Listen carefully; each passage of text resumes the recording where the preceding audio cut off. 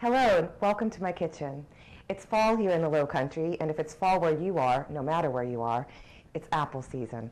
I found these beautiful farmers market apples at my Charleston farmers market. They're Winesap apples, actually from North Carolina. And when I got them, I thought, apples, pork, apples, pork. What goes better than the two together? So I thought today I would whip up a wonderful fall stew that's actually featured in my newly released cookbook, Southern Farmers Market Cookbook. It's called Soulful Braised Pork and Apple Stew. Let's get cooking. Okay, here we are. For the stew today, we're working with a Boston butt. How it got that name, I really don't know. In truth, it's the shoulder of a pig. It's a working, tough muscle. So it's very well suited to braising, which is essentially, the term braising refers to cooking meat or really anything in a limited amount of liquid at a slow temperature. So it breaks it down, so this just becomes incredibly tender and wonderful. For the stew, I like to cut the beef into large chunks because, again, it is going to break down, essentially 2-inch squares. So when you're cutting through the meat, you may encounter the occasional bone, part of the shoulder blade from the pig, in which case, go ahead and cut around it. I don't think I'm going to get that today because the other section of the meat I worked with to prep today had that part of the bone in it. But if you do, leave it in because it's going to add more flavor to your stew. Also, if you encounter a chunk of fat or sinew, you might as well take it out. Before we put the pork in the pot, or in this case a Dutch oven, which is an ideal vessel for this kind of dish, we want to get it nice and hot so that the meat can immediately start the browning process. Okay. So into the hot pot, we're going to go ahead and put in, I like to use olive oil. For this kind of preparation, again, you don't have to be using $1 million at first press, just regular good quality olive oil. I also like to temper it with a little bit of butter. I love the flavor butter gives. And also, with the olive oil there, the butter's not going to burn. And you're just going to get a wonderful flavor combination.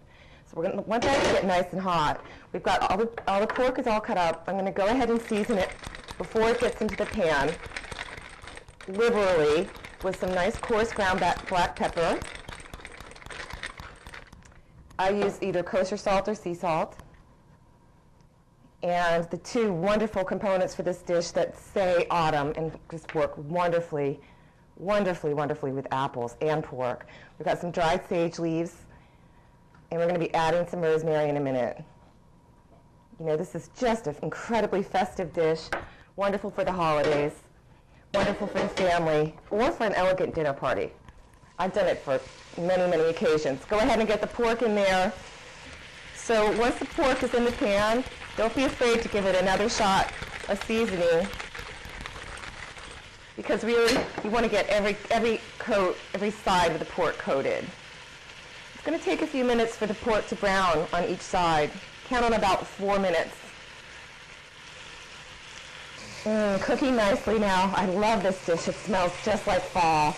We've got some nice browning going on at the first layer, and the browning gives that gorgeous color that we're looking for and also helps contribute to the flavor. This is what we're really kind of looking for, that nice caramelization. Delicious. See how it's browning on the bottom? This is giving us wonderful flavor dimension to the stew. It's going to give us serious rewards later on when we're eating it. All right, once we get a nice browning process underway, as you see we have with the pork, I'm going to take it out of the pan here for a moment, because what I want to do is allow the vegetable aromats, the tomato, or rather the onion and the celery and the garlic, that's going to be the flavor backdrop for the soup, to get a separate individual cooking. So the pork we could just set aside for a few minutes. And now I'm going to take this off the heat and move over to our vegetables. All right, I think celery is probably one of the most underrated vegetables, perhaps by the average consumer. It's not very sexy in most people's mind, but it is an absolute fabulous aromat vegetable that provides flavor and dimension to really any kind of stew or soup that you're cooking. So you make use of your cutting board. It's a big cutting board. It's your friend. Onion's another classic aromat. Pretty much everything I cook with onion. The size that you cut these vegetables really doesn't matter. It really doesn't matter because this dish cooks for a good 3 to 4, even up to 5 hours. But I'd like these guys to be pretty small so that they break down and really become a consistent part of the sauce that's pretty much not discernible in texture, but absolutely certainly in flavor. Okay, 2 or 3 cloves of garlic. Just go, actually, I'm going to use my chef's knife. Just mash it. It's great for tensione leaf. That'll take the peels right off. I think 3 cloves will do it. Again, it's just a background flavor. The real charmers in this dish are the apples and the apple cider, and of course the pork. So we're returning to the same pan. Again, all that beautiful caramelization on the bottom. We're going to get the vegetables in there. Again, we're going to stir them to coat. We're going to get these babies nice and soft and sweet. About 5 minutes on low heat. Again, salt and pepper. And if you like, you can add a little more sage. So the onions and the garlic and the celery are softened up and sweetened up. We're going to go ahead and add the pork back to the mixture along with all the juices. You do not want to miss those. Give the bottom of the pan a stir. You're starting to pick up some of those beautiful brown bits.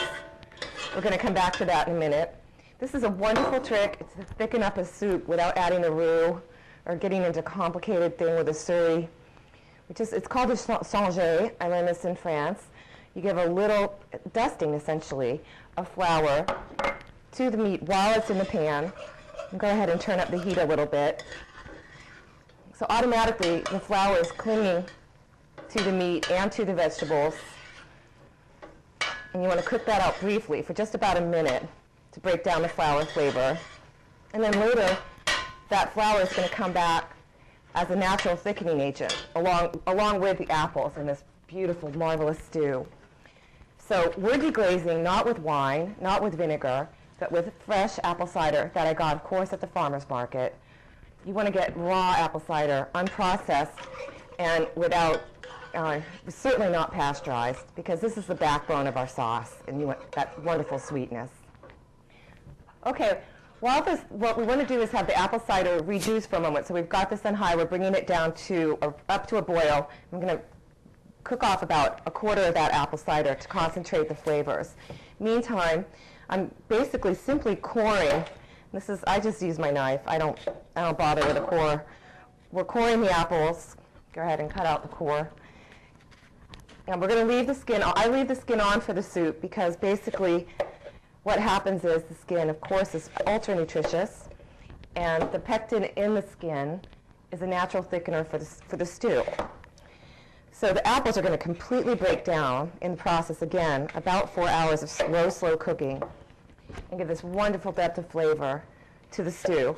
I love Winesaps for this dish because it's an heirloom, it's a wonderful heirloom apple that's indigenous to this part of the country.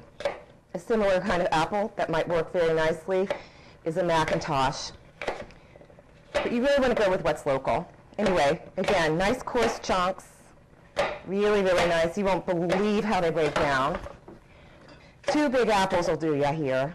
So essentially the final step, I'm going to add a couple sprigs of fresh rosemary. We're going to take those out later.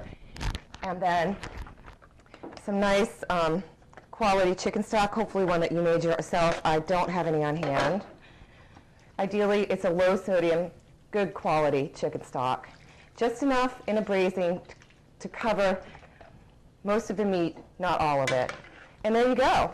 We're getting ready to put this in the oven. Okay, so now we're really good to go. I'm going to give one final kiss of salt and pepper.